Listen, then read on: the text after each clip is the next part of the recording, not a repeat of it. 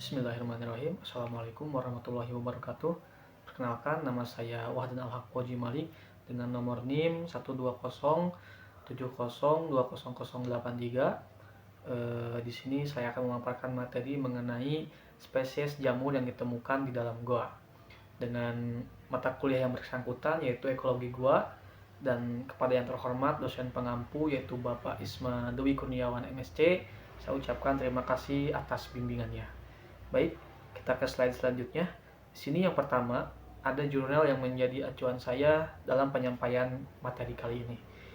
Dengan identitas jurnal, yaitu judulnya Major Deteriorative Pathogenic and Beneficial Fungi Report from Various Subterranean Caves of the World. Jadi, jurnal ini merupakan jurnal atau jurnal review yang mereview jurnal-jurnal sebelumnya berkaitan dengan spesies jamur yang ditemukan di dalam gua. Kemudian untuk penulis jurnal di sini ada Dipa Biswas, kemudian ada Jayan Biswas, dan jurnal ini terbit pada tahun 2017 dengan nomor volume 7 dan nomor ISO-nya 1. Kemudian nama jurnalnya sendiri adalah International Journal of Ecosystem. Baik, kita ke slide selanjutnya. Di sini ada topik yang akan disampaikan oleh jurnal ini dan saya sudah merangkumnya dalam bentuk PowerPoint. Jadi dalam jurnal ini disampaikan jenis-jenis jamur yang hidup di dalam gua dan mengidentifikasi peranannya apakah menguntungkan atau bersifat merugikan ya, patogen terhadap organisme-organisme yang hidup di dalam gua. Baik, kita ke slide berikutnya. Di sini ada perkenalan. Jadi jamur ini merupakan spesies yang cukup beragam ya. Kita dapat menjumpai jamur mungkin tempat-tempat lembab seperti sisa-sisa organisme, kayu lapuk, atau hewan-hewan yang sudah mati. Dan jamur ini sudah teridentifikasi ya lebih dari 100.000 spesies. Namun di dalam gua hanya ditemukan 100 spesies jamur saja. Dan jamur gua ini memainkan peran penting juga dalam proses jaring-jaring makanan ya, seperti penguraian. Kemudian jamur gua ini juga terdapat di berbagai zona ekologi di dalam gua dan semuanya berperan sebagai pengurai bahan organik. Baik, kita ke slide selanjutnya. Perlu kita ketahui dulu bahwa di dalam gua ini terbagi menjadi 4 zona ekologi. Yang pertama di sini ada zona terang, yang dimana zona terang ini adalah zona sekitar mulut gua, yang dimana intensitas cahaya, kelembaban, dan suhunya bervariasi. Dan semuanya itu masih bergantung dengan lingkungan luar atau faktor eksternal, yaitu lingkungan luar di sekitaran gua. Kemudian kita masuk ke dalam lagi. Di sini ada zona remang, yang dimana zona ini hampir gelap gitu ya, dan kelembaban suhunya juga dapat bervariasi menyesuaikan dengan lingkungan di luar. Kemudian kita akan masuk lebih dalam lagi. Di sini ada zona gelap, yang dimana sesuai dengan namanya di sini gelap sekali ya, tidak ada cahaya. Kemudian kelembaban dan suhunya juga bersifat konstan atau tetap. Dan yang terakhir semakin dalam, di sini ada zona stagnan, yang dimana di zona ini gelapnya cukup total dan kelembabannya dapat mencapai 100% dan suhunya juga bersifat konstan. Yang dimana pada zona stagnan ini kemungkinan tidak ada sirkulasi udara, sehingga konsentrasi CO2 atau karbon dioksidanya akan semakin tinggi. Dan dari sini kita dapat melihat bahwa dari keempat zona tersebut makhluk hidupnya dapat semakin berbeda-beda, termasuk makhluk hidup di zona terang, zona remang, hingga zona stagnan tadi tentu akan berbeda. Bahkan di zona stagnan bisa saja tidak terdapat sama sekali makhluk hidup. Baik, sekarang kita akan berkenalan di slide selanjutnya, yaitu mengenai spesies jamur yang ditemukan di dalam gua. Yang pertama di sini ada Geomyces destructan, dan jamur ini pertama kali diamati di New York pada tahun 2006 dan 2007, dan tentunya pada musim dingin, yang dimana jamur Geomyces destructan ini adalah jamur yang menyebabkan penyakit sindrom penyakit putih ya, atau penyakit sindrom pada hidung kelelawar, atau yang dikenal dengan WNS itu ya.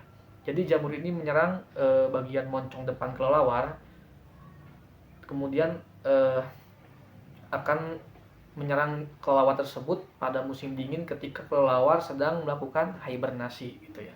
Selain menyerang moncong atau hidung kelelawar, diketahui jamur Geomycetes destructan juga menyerang bagian lainnya. Kemudian telah dicatat dan telah dilaporkan bahwa jamur ini telah membunuh sebanyak 5,5 juta kelelawar di negara Amerika dan Kanada.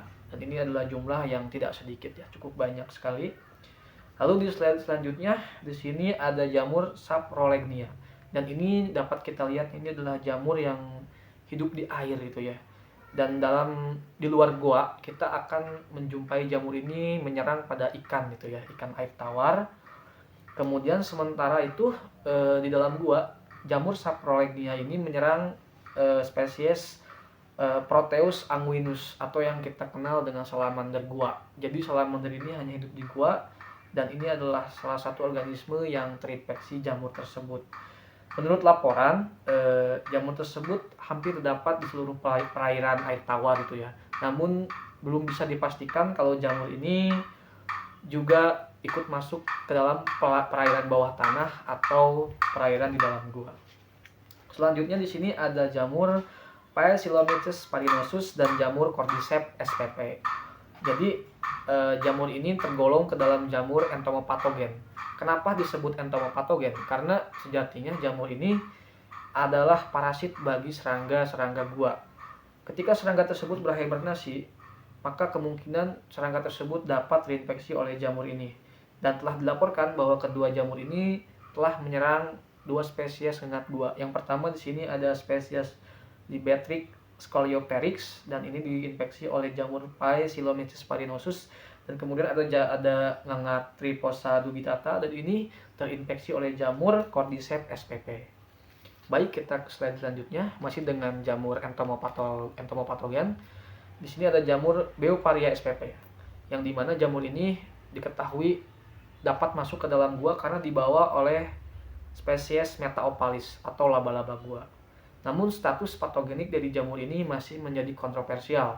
Kenapa? Karena jamur ini menurut beberapa laporan bersifat patogen dan menyerang terhadap laba-laba gua sebagai vektor pembawanya. Kemudian pendapat lain menyangkal hal tersebut gitu ya. Dan sayang sekali masih sedikit penelitian tentang sifat patogenik dari Beauparia spp ini. Oke, kita ke slide selanjutnya. Di sini kita akan mengenal spesies jamur yang berbahaya bagi manusia, dan tentu saja jamur ini dapat kita jumpai di dalam gua. Yang pertama di sini ada Histoplasma capsulatum, yang dimana jamur ini mengancam kesehatan manusia ketika manusia tersebut berkunjung ke dalam gua. Jadi jamur ini adalah penyebab penyakit histoplasmosis. Dan ini pernah terjadi pada pengunjung gua Puerto Rico di tahun 1660 dan 1662, dan ini merupakan penyakit yang menyerang organ pernapasan paru-paru. Dan perlu kita ketahui, keberadaan jamur Histoplasma capsulatum ini terdapat pada sedimen endapan gua, yang dimana dalam sedimen tersebut terdapat guano atau tumpukan kotoran kelelawar. Nah, seperti itu. Baik, kita ke slide selanjutnya. Di sini kita juga akan mengenal kedua jamur yang mengancam kesehatan manusia yang ditemukan di gua, yaitu ada Penicillium granulatum dan Mucor hiemalis. Dan ini adalah jamur yang menyerang organ kulit, juga pernapasan termasuk paru-paru. Kemudian slide selanjutnya di sini kita tentu saja sangat familiar dengan namanya jamur Rhidiopus stolonifer. Jamur ini sering diisolasi dari udara dan juga dari bebatuan goa gitu ya. Kemudian jamur Rhidiopus stolonifer ini adalah penyebab mukormikosis pada paru-paru, pada sinus gitu ya, area sini pernapasan. Kemudian pada bagian lainnya pada manusia. Kemudian di slide selanjutnya, jamur gua merusak situs budaya warisan yang berada di dalam gua. Jadi perumpamaan ini adalah sifat jamur ya yang begitu merugikan terhadap situs budaya yang ditinggalkan di dalam gua. Gua sebagai gudang fakta dan penelitian ilmiah. Dan seperti halnya kita ketika melihat gua Lascaux ya, yaitu sebuah goa yang dapat ditemukan di wilayah Eropa. Jadi di Goa Lascaux ini memiliki lukisan prasejarah, yang dimana lukisan tersebut mungkin berasal dari ribuan atau ratusan tahun yang lalu gitu ya, peninggalan purbakala, yang dimana situs ini sudah mengalami kerusakan gitu ya. Dan kerusakan ini salah satunya disebabkan oleh faktor aktivitas manusia yang berkunjung ke dalam gua tersebut, mungkin untuk sekedar berlibur atau untuk kepentingan penelitian lainnya, yang dimana dengan banyaknya manusia yang berkunjung ke dalam gua Las Cauk tersebut, ini akan mempengaruhi pertumbuhan mikroba atau mikroorganisme termasuk jamur gitu ya, sehingga pertumbuhannya semakin meningkat. Dan setelah pertumbuhan mikroorganisme tersebut meningkat, maka ancaman yang paling nyatanya yaitu dapat rusak pigmen pada lukisan tersebut gitu ya. Dan ini tentu adalah peninggalan prasejarah yang harus dilestarikan. Baik, kita ke slide selanjutnya. Di sini selain jamur gua itu dikenal sebagai patogen atau bersifat merugikan gitu ya, namun terdapat juga peran baiknya jamur gua ketika berada di dalam gua itu sendiri. Yang pertama, jamur ini kan bersifat saprofit gitu ya, artinya hidup bergantung terhadap organisme-organisme lain yang telah mati ya, dan itu bersifat untuk menguraikan. Jadi dalam jaring-jaring makanan ini, jamur ini memiliki peran sebagai pengurai gitu ya, bagi bahan organik, mungkin organisme yang sudah mati, kemudian diuraikan oleh jamur-jamur goa ini, dan kemudian setelah diuraikan maka itu akan menjadi makanan bagi komunitas organisme lain di dalam goa. Kemudian selain itu, bagian spora ataupun miselium jamur itu juga menjadi makanan pokok bagi beberapa spesies serangga gua gitu ya. Dan banyak sekali kajian ilmiah yang mendukung hal ini, bahwa jamur memiliki peran penting seperti pengurai dan penyedia atau sumber makanan bagi organisme lainnya di dalam gua. Oke, di slide selanjutnya saya menyajikan gambar. Di sini ada gambar A sampai E, yang dimana gambar A ini menunjukkan miselium yang berada di dasar gua. Kemudian gambar B ini menunjukkan miselium pada duri landak. Nah, perlu kita ketahui ya, jadi di dalam gua ini juga dapat ditemukan mamalia pengerat seperti landak gitu ya. Kemudian mereka menanggalkan duri-durinya, dan duri-duri yang tertinggal di dasar gua itu akan ditumbuhi oleh jamur dan kemungkinan untuk diuraikan. Kemudian pada gambar C di sini ada miselium pada kerangka. Jadi jelas ya, jamur itu berperan sebagai pengurai organisme yang telah mati gitu ya. Di sana mungkin ada hewan mati yang tersimpan di dasar goa lalu diuraikan oleh organisme termasuk oleh jamur. Kemudian pada gambar D ada miselium pada guano. Guano sendiri adalah tumpukan kotoran kelelawar yang jatuh ke bawah. Kemudian gambar E adalah miselium bentuk jamur yang menempel pada dinding batu. Oke, kita ke slide selanjutnya. Pada kesimpulannya, jadi jamur gua ini rata-rata bersifat saprofit, yaitu ya bergantung pada makhluk hidup atau organisme lain, dan jamur ini tidak bisa membuat makanannya sendiri atau bersifat heterotrof. Kemudian dari penyampaian materi ini, bahwa masih sedikit jamur yang mampu bertahan hidup di dalam gua, dan yang tentu saja yang menjadi faktor pembatasnya adalah intensitas cahaya yang sangat sedikit atau tidak ada sama sekali yang masuk ke dalam gua, sehingga kemungkinan tidak ada organisme autotrof seperti tumbuhan yang dapat hidup di dalam gua, karena tumbuhan ini kita kenal dalam jaring-jaring makanan sebagai produsennya. Kemudian keberadaan jamur gua rata-rata bersifat patogen gitu ya, seperti yang sudah kita jelaskan tadi. Namun di sisi lain ada juga peranan baiknya ya, karena jamur ini bersifat pengurai, sehingga itu akan menyediakan sumber makanan bagi organisme lain yang tinggal di dalam gua. Baik, sudah sampai di penghujung pemaparan.